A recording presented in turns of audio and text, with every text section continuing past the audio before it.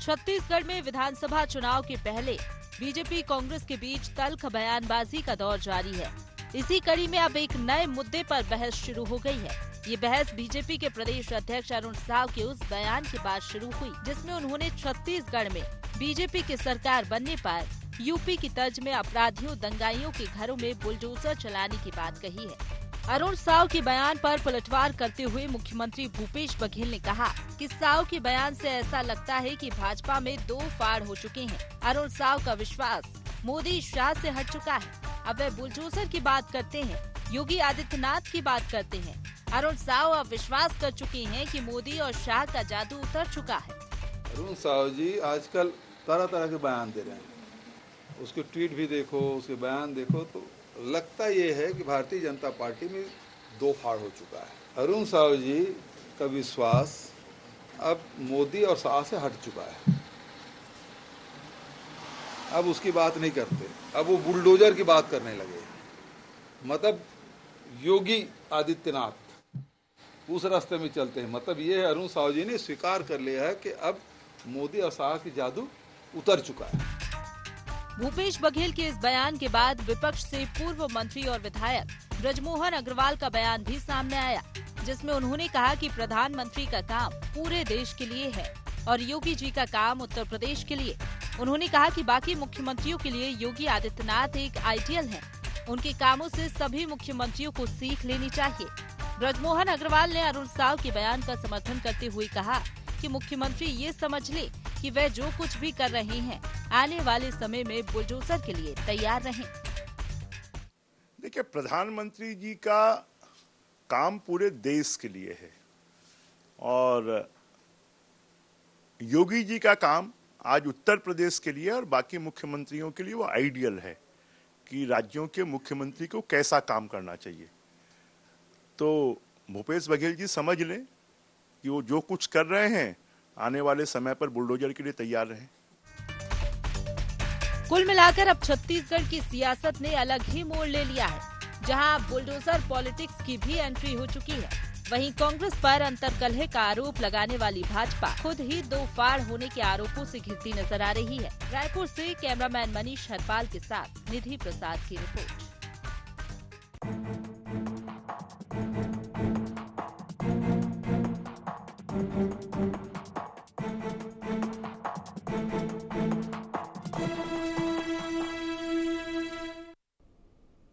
नमस्कार, जय जोहार गुहार। छत्तीसगढ़ में आप सभी का स्वागत है। मैं हूं आपके साथ दिव्यांशु जोशी। तो छत्तीसगढ़ में 2023 की विधानसभा चुनाव के लिए घमासान जारी है। चुनाव की तारीखें भले ही तय हो गई हों, लेकिन तल्ख बयानबाजी का दौर जारी है। बयानबाजी के इसी दौर में अब डबल इंजन के फॉर्मूले और छत्तीसगढ़ में योगी मॉडल लागू करने पर सियासत गर्मा गई है। इस मामले को लेकर के बीजेपी और कांग्रेस आमने सामने आ गए हैं। तो आज इसी विषय को लेकर के हम चर्चा करेंगे, लेकिन चर्चा करने से पहले जान लेते हैं क्या है आज के गुहार पॉइंट्स।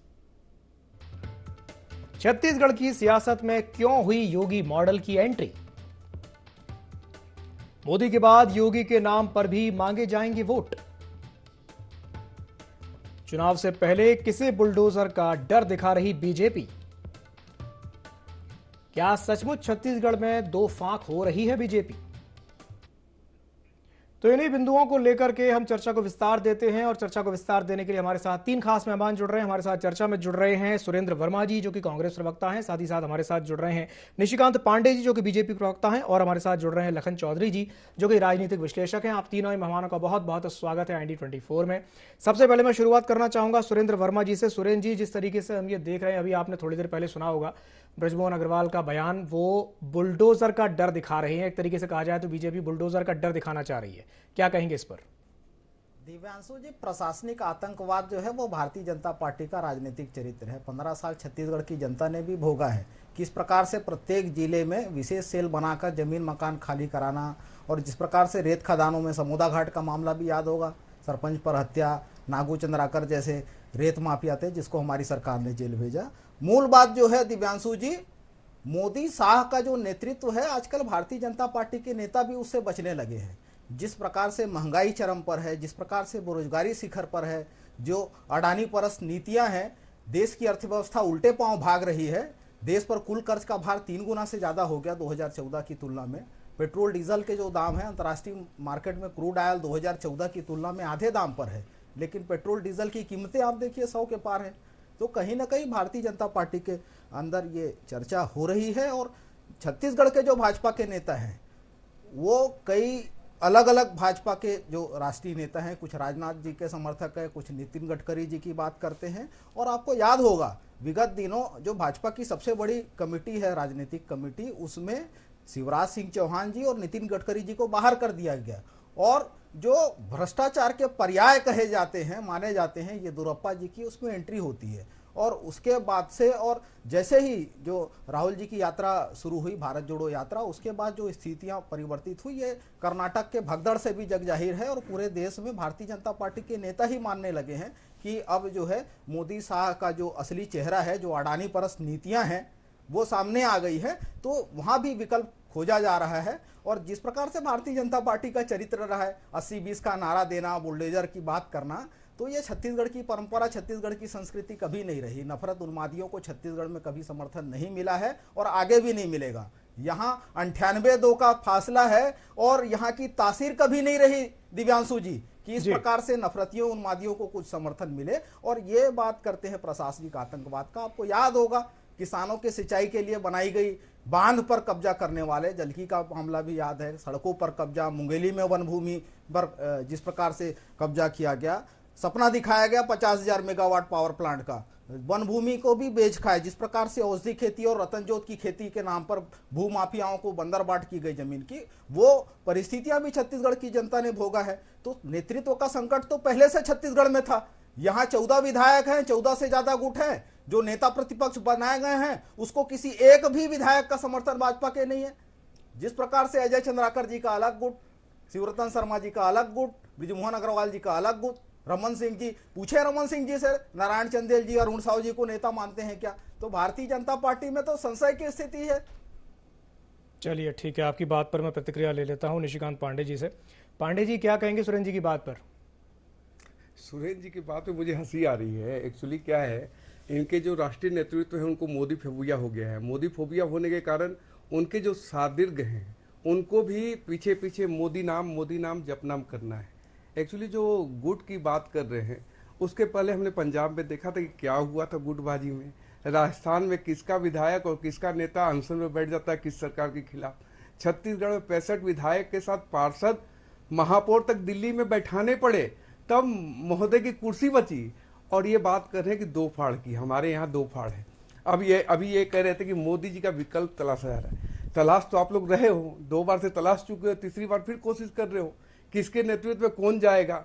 जो पहले आपके दरबारी थे आज उसके दरबारी आप बन के घूम रहे हो।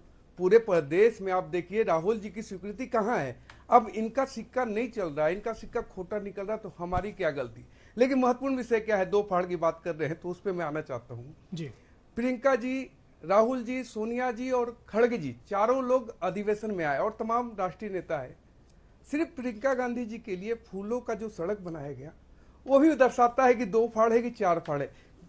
जोशी जी, मैं आपको यहाँ पे ये एक चीज बताना चाहता हूँ कि जो भूपेश बघेल जी की कुर्सी बची थी वो सभी को जानकारी है कि प्रियंका गांधी जी के चक्कर में बची थी। इसीलिए भरोसे का सम्मेलन कहाँ करवाए? बस्तर में।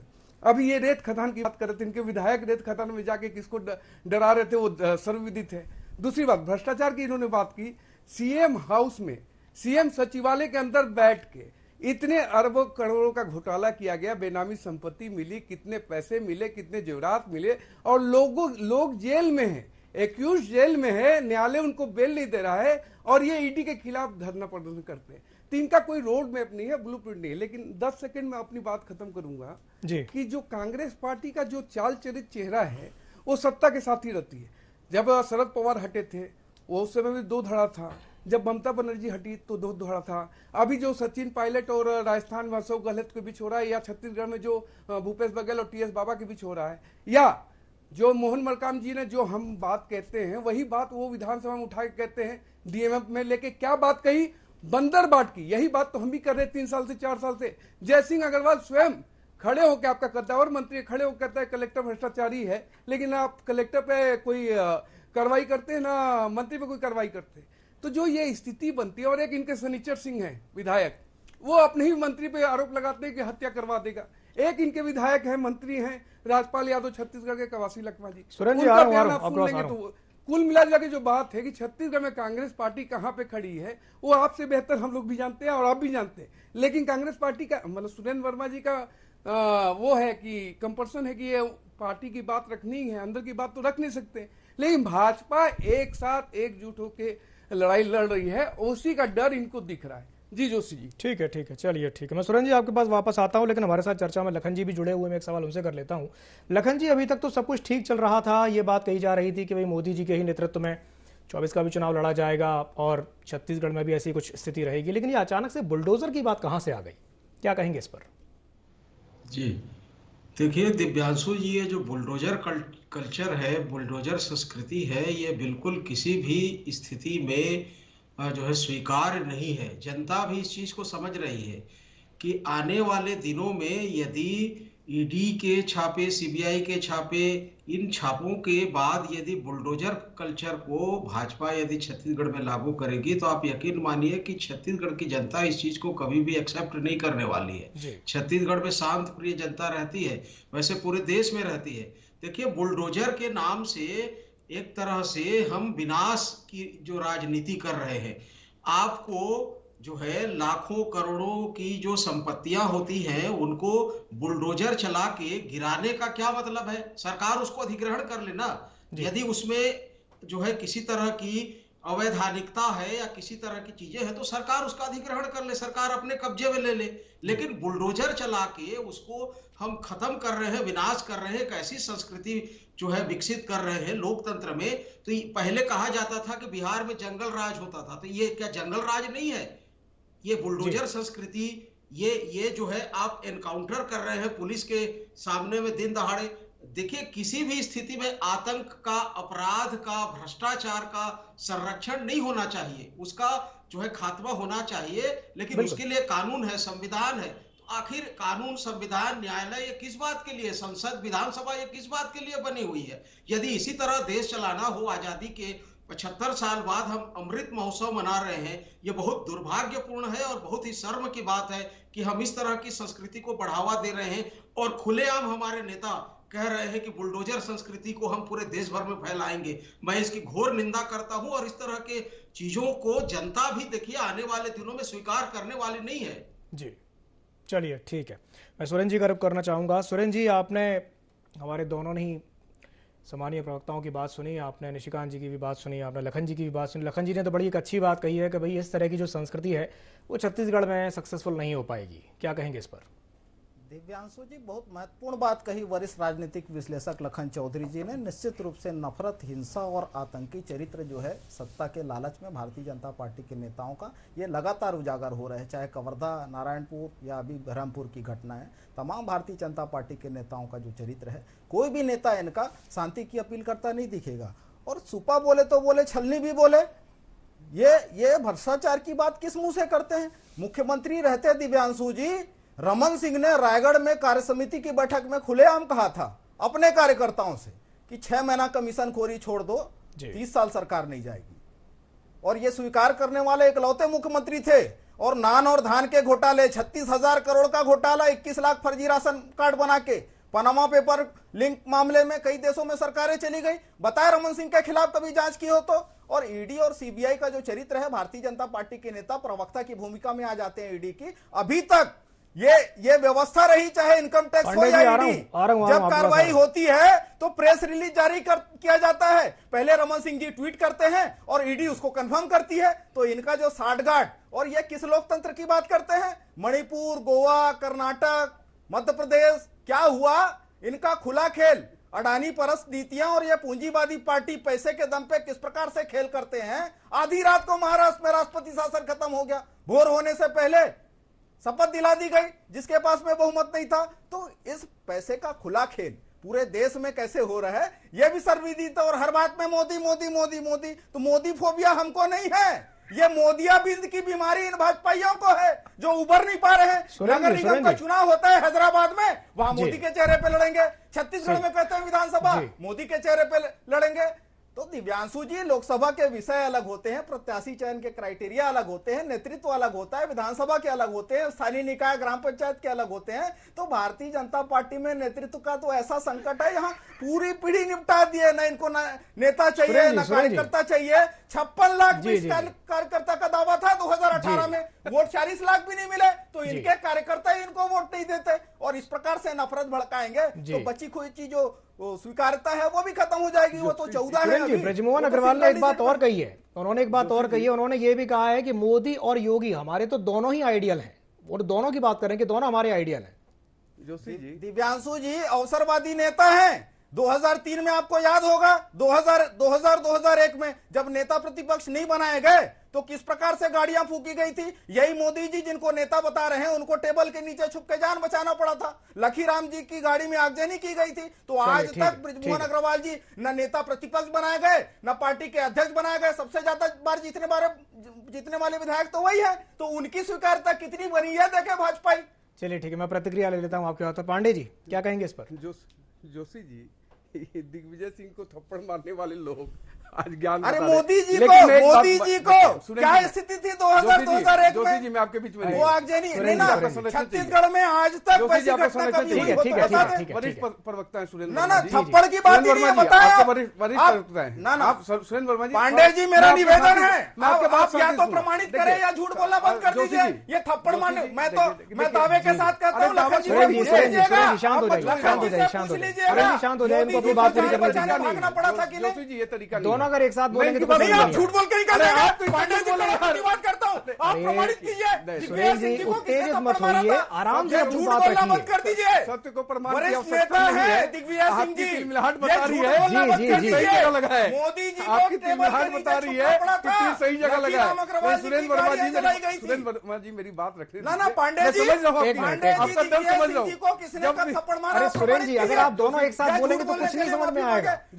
जोशी जी इनके पास जवाब एक मिनट पांडे जी एक मिनट शांत हो जाइए। सुरेश जी एक काम करिए, पहले आप ही बोल लीजिए, अपनी बात पूरी कीजिए। जी सुरेश जी बोलिए। मेरा विनम्र निवेदन है, वरिष्ठ नेता है दिग्विजय सिंह जी, ऐसे झूठे तथ्य और ये बेशर्मी से हंसना बंद कर दीजिए। जोशी जी पांडे जी बेवजह मत हंसिए, हंसने की बात हो तो हंसिए, लेकिन बिना वजह के मत हंसिए। बदतमीजी है, कड़ा प्रतिवाद करता हूँ। जोशी जी बिल्कुल, मैं आपकी बात समझ गया।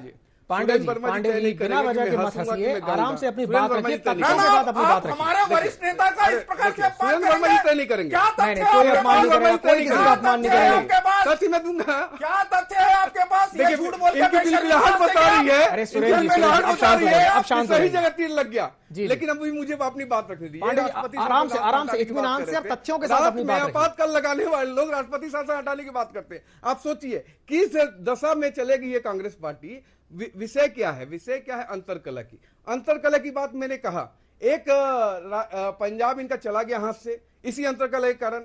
दूसरा, राजस्थान में इनका नेता बैठा हुआ है, विपक्ष में आंदोलन कर रहा है। तीसरा, पंजाब उनके हाथ से चला गया और हिमाचल आपके हाथ से चला गया। हिमाचल उनके हाथ से चला गया, हिमाचल आपके हाथ से चला गया। जानते हैं जोशी जी आखिरी दिन तक ईडी की कार्रवाई चली। अरे चरणजीत सिंह चन्नी जी के भतीजे विषय से नहीं भटकना। साधन को लूटोगे तो ईडी नहीं आएगी तो बारात आएगा।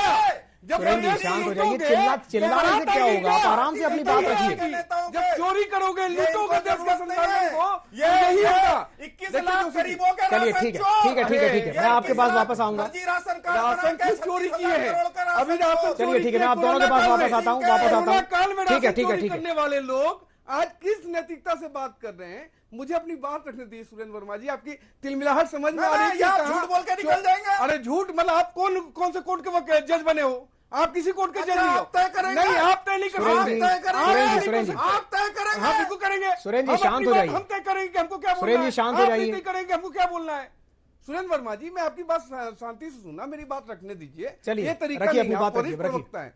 जोशी जी देखिए जी, छत्तीसगढ़ प्रदेश की बात करते हैं। छत्तीसगढ़ प्रदेश में जब कांग्रेस पार्टी की स्थिति की बात करते हैं तो जब टीएस बाबा जब बोलते हैं कि प्रदेश में ज्यादा गोबर हो गया है, संपत्ति पैसा नहीं है, तो इसका मतलब क्या होता है? जब मोहन मरकाम खुद अपनी सरकार पे सवाल उठाता है तो वो उसका मतलब क्या होता है? जब जयसिंह अग्रवाल खुद अपना भ्रष्टाचार को स्वीकार करते हुए तत्कालीन कलेक्टर पर आरोप लगाता है, इसका मतलब क्या होता है? जब आपके नेता और मंत्री आपस में बोलते हैं कि एक दूसरे को मारने के लिए आगे बढ़ रहे हैं, इसका मतलब क्या होता है? अंतरकलह का इसका इससे ज्यादा क्या आपको सबूत चाहिए? और अरुण साहब जब ये कहते हैं कि अगर हमारी सरकार आएगी तो बुलडोजर तो चलेगा, इसका क्या मतलब होता है? इसका भी मतलब बता दीजिए। हाँ, इसका मतलब बताता हूँ। देखिए क्या है, कानून प्रशासन का डर होना चाहिए, कानून प्रशासन का राज होना चाहिए। 200-250 ये कानून प्रशासन का राज है, ये कानून प्रशासन का राज है कि पुलिस कस्टडी में गोली मार दी। भय बनाना पड़ेगा, भय बिना प्रीत नहीं होता जोशी जी, भय बिना प्रीत नहीं होता। और नहीं तो ऐसे ही जैसी अभी घटना घटी है, इस घटना को आप समर्थन देते हैं क्या? ऐसी घटना होनी चाहिए क्या? कानून प्रशासन का राज नहीं है, प्रदेश में अपराध का गढ़ बना हुआ छत्तीसगढ़, अपराध लगातार बढ़ते जा रहा है, सूखा नशा बढ़ते जा रहा है, आप उसको कैसे कानून व्यवस्था कैसे बनाएंगे जब तक भय नहीं होगा सामने को? लखन चौधरी जी की बात से मैं सहमत हूं, लेकिन आपको भय लाना पड़ेगा। अपराधियों में भय बिल्कुल नहीं है, वो सत्ता के संरक्षण में अपराध कैसे लाएंगे? बुलडोजर का डर सत्ता में संरक्षण प्राप्त है, बुलडोजर का डर दिखा के भय लाएंगे आप जी? बुलडोजर का डर दिखाएंगे आप? हर वो काम किया जाएगा जिससे अपराधियों में भय हो, हर वो काम किया जाएगा। नहीं तो आप तो बोलेंगे फांसी भी मत दो, आप बोलेंगे जेल में भी मत डालो, आप बोलेंगे उसमें कोई कार्रवाई भी ना हो। ठीक है, चलिए ठीक है। सुरेंद्र जी कुछ कहना चाहते हैं, बोलिए। दिव्यांशु जी, आपको याद होगा योगी जी वही मुख्यमंत्री हैं जो अपने खिलाफ तमाम संगीन मामले अपने कैबिनेट में पास करके वापस ले लेते हैं, और ये अपराधियों को डर की बात करते हैं। ओपी गुप्ता नाबालिग से बलात्कार के आरोपी थे, 2014 की घटना थी, 2018 तक रमन सिंह के ओएसडी रहे, उनके खिलाफ एफआईआर तक नहीं लिखा गया। हमारी सरकार ने जब एफआईआर लिख के गिरफ्तारी की तो भाजपा के तमाम नेता जो गवाह थे उनको लेके उड़ीसा और बिहार में ये पकड़े गए थे। तो भारतीय जनता पार्टी के संरक्षण में 27,000 बहन बेटियां गायब हुई। हमारी सरकार जब आई तो गंगा पांडे भाजपा के महिला मोर्चा की पदाधिकारी गिरफ्तार हुई। तमाम जो नक्सली सप्लायर थे, धर्मेंद्र चोपड़ा, जगत पुजारा, पोडियम लिंगा, उनके भारतीय जनता पार्टी के साठगांठ लगातार उजागर हुए, इनके सांसद की गाड़ी से गिरफ्तारी हुई थी। तो भारतीय जनता पार्टी अपराधियों को संरक्षण देने का काम तो यह किया 15 साल। इनके कुशासन में प्रशासनिक आतंकवाद भी भोगा है छत्तीसगढ़ की जनता ने, अब इनको तकलीफ हो रही है। और ये किसका उदाहरण देते हैं? ये यहां भी बुलडोजर से डराएंगे। चलिए ठीक है, मैं लखन जी का रुख करना चाहूंगा। लखन जी, जिस तरीके से हम ये देख रहे हैं बात बुलडोजर की हो रही है, तो क्या ये कहा जाए कि आने वाले समय में सिर्फ मोदी मॉडल के अलावा अब योगी मॉडल के भी नाम पर वोट मांगे जाएंगे छत्तीसगढ़ में? बिल्कुल, छत्तीसगढ़ में भी और देश भर में भी जो है। देखिए, अभी तो आज कर्नाटक में जो है ये जो एनकाउंटर अतीक वाला मामला जो है आज चालू हो चुका है, और उस पर दोनों पार्टियां जो है सियासत करने शुरू कर चुकी हैं। तो लेकिन दिव्यांशु जी देखिए, इस तरह की जो पॉलिटिक्स होती है, इस तरह की राजनीति जो होती है, वो लंबे समय तक नहीं चलती।